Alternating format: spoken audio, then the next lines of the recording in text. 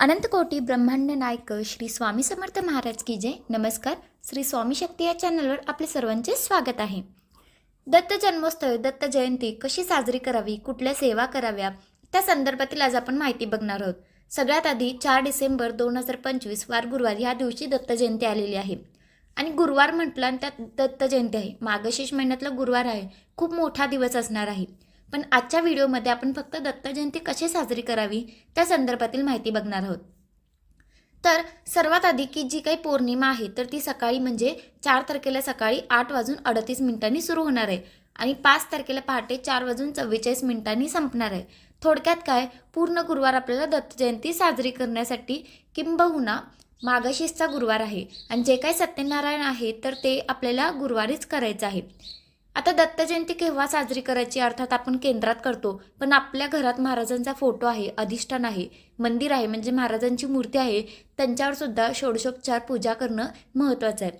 सकाळी लवकर उठून शुचिर्भूत होऊन महाराजांचा फोटो असेल, दत्त महाराजांचा फोटो असेल, दत्त महाराजांची मूर्ती असेल, स्वामी समर्थ महाराजांची मूर्ती असेल किंवा श्रीपाद श्री वल्लभांची मूर्ती असेल, फोटो असेल, तो स्वच्छ पुसून घ्यायचा आहे. त्याच्यानंतर आपल्याला महाराजांची मूर्ती असेल किंवा दत्त महाराजांची असेल तर ते सुद्धा व्यवस्थित मूर्ती पुसून घ्यायचे, फोटो पुसून घ्यायचा आहे. तर षोडशोपचार पूजा करायची आहे.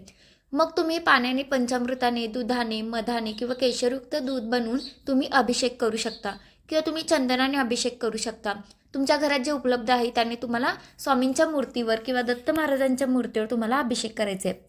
आता षोडशोपचार पूजा म्हणजे काय, मग त्याच्यामध्ये एकतर एक वेळा गणपती अथर्वशीर्ष पठण करावं, फलश्रुती म्हणायची गरज नाही. दुसऱ्यांदा 16 वेळा तुम्ही पुरुषसूक्त म्हणू शकता, 16 वेळा श्रीसूक्त म्हणू शकता.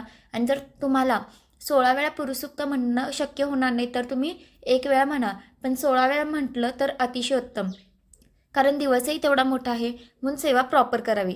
त्याचबरोबर 16 वेळा श्रीसूक्ताचं पठण तुम्हाला करायचं आहे. श्रीसूक्त एकदा म्हटलं तरी चालेल, पण 16 वेळा पुरुषसूक्त म्हणण्याचा प्रयत्न करा. 1 वेळा पवमान सूक्त म्हणायचं आहे, जे नित्यसेवेच्या पुस्तकात आहे. हे सगळं म्हणून आपल्याला पाण्याने किंवा दुधाने, अगदी साध्या पाण्याने सुद्धा तुम्ही अभिषेक करू शकता. आणि हे सगळं करत असताना ते जे काही तीर्थ आहे तर ते अमृता समान असणार आहे. ते सगळ्यांनी थोडं थोडं ते तीर्थ प्राशन करावं. बाकीचं तुम्ही तुमच्या घरात सुद्धा शिंपडू शकता आणि उरलेलं तुळशीला सोडून कुठल्याही झाडाला तुम्ही ते अर्पण करू शकता. संपूर्ण मूर्तीचा अभिषेक वगैरे करून झाला आणि जर तुमची इच्छा असेल तर तुम्ही सुशोभीकरण करू शकता.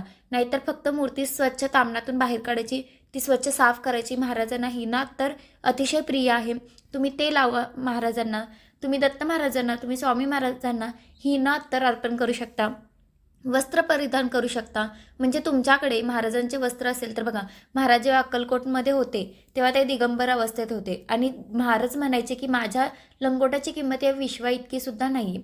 तर आपण महाराजांना काही देऊ शकत नाही, पण आपल्याला वाटतं ना की खूप छान दिवस असतो जर परमेश्वराला पण वस्त्र परिधान करणं, अत्तर लावणं, ह्या ज्या त्यांच्या आवडीच्या गोष्टी आहेत जर त्या अर्पण केल्या तर काहीच हरकत नाही, ते तुम्ही करू शकता. फेटा असेल मग तो महाराजांना अर्पण करावा. हार, फुले, पिवळे फुले कुठले पण असेल, चाफा भेटला तर सोन्याहून पिवळं तुम्ही चाफा अर्पण करू शकता किंवा पिवळे फूल कुठले पण महाराजांना तुम्ही अर्पण करू शकता, फूल अर्पण करू शकता. हे करून झाल्यावर सकाळी जर तुम्ही पूजा करणार असेल तर 8:30ची आरती घ्या. अगदी टाईम इकडे तिकडे झाला तरी चालेल, पण बघा दत्त जयंतीच्या दिवशी 10:30ची आरती, जी नैवेद्याची आरती होते ती 10:30ला होत नाही, ती 12:39ला होते, कारण 12:39ला दत्त जन्म होतो. मग आपल्याला काय करायचं आहे, त्या 4 तारखेला 12:39 जर तुम्ही घरात करणार असेल तर 12:39 आरतीला सुरुवात करायची. आरती म्हणजे काय की महाराजांना, परमेश्वराला हाक मारणं, अतर्कतेने परमेश्वराला आपल्याला हाक मारायचं आहे. मग तुम्ही दिंडोरी प्रणित आरती घ्या किंवा दत्त महाराजांची घ्या, त्रिगुणात्मक त्रैमूर्ती दत्त, ही तुम्हाला जी आरती आवडते ती तुम्ही घ्या. स्वामी महाराजांची आरती घ्या, गणपती बाप्पांची आरती घ्या, जर तुमची इच्छा असेल तर कुलदेवीची घ्या. या सर्व आरती करून नैवेद्य काय दाखवायचा तर बघा, अर्थात पौर्णिमेचा उपवास असणार आहे, त्याचबरोबर मार्गशीर्षचा पण उपवास असणार आहे आणि दत्त जयंतीचा पण असणार आहे. आता हा सोडायचा कसा, खूप मोठा प्रश्न आहे, तर त्या संदर्भात इन डिटेल व्हिडिओ मी नक्की करेन. पण आता सांगते की दत्त जयंतीचा उपवास हा आपल्याला एकादशीप्रमाणे करायचा असतो आणि दुसऱ्याच दिवशी म्हणजे 5 तारखेला 10:30ची आरती करून महाराजांना नैवेद्य दाखवून, आता ती 10:30ची आरती घरात 12पर्यंत चालते जर तुम्ही घरात नैवेद्य दाखवणार असेल तर. मग तो थोडंसं इकडे तिकडे चालतं, म्हणजे 12 वाजेपर्यंत नैवेद्य केला पाहिजे, कारण 12 वाजता हा दत्त महाराजांचा भिक्षेचा टाईम असतो. मग इकडे काय करायचं, 4 तारखेला आपल्याला 12:39 दत्तजन्म होणार आहे. त्याच्या आधी 12:15 वाजता सगळं आवरून आपल्याला उपवास असणार आहे. 12:15 वाजता तुम्हाला गुरुचरित्र ग्रंथातील 4था अध्याय वाचायचा आहे. तो जो दत्तजन्माचा असणार आहे. दत्तजन्म कसा झाला, गुरुचरित्रातील 4था अध्यायामध्ये दत्तजन्माची कहाणी दिली आहे. पण तो अध्याय संपूर्ण वाचायचा नाही. ओवी संख्या 41 पर्यंत तुम्हाला तो अध्याय वाचायचा आहे. आणि त्याचबरोबर 41वी ओवी झाली, म्हणजे ते 41व्या ओवीमध्ये आहे ते बालके 3 बाळे झाले. बघा असं आहे, 41व्या ओवीपर्यंत तुम्हाला ते वाचायचं आहे. हे वाचून झालं, वाचताना सावकाश वाचा.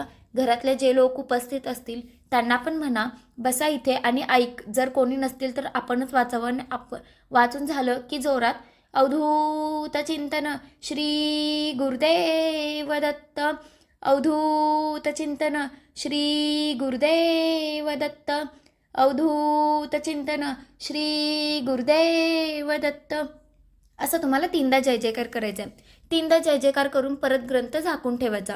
तो ग्रंथ अर्धाच वाचायचा आहे, ओवी संख्या 41 पर्यंत. मग ताई आमच्याकडे ग्रंथ नाही, मग आम्ही काय करू शकतो? तुम्ही गुगलला सर्च करा, PDF डाउनलोड करा, 4था अध्याय तुम्ही सर्च करा, तुम्हाला भेटेल. गुगल सर्च करा, अगदी यूट्यूबला भेटलं तरी 3 बालके झाली इथंपर्यंत तुम्ही श्रवण करू शकता, पठण करू शकता.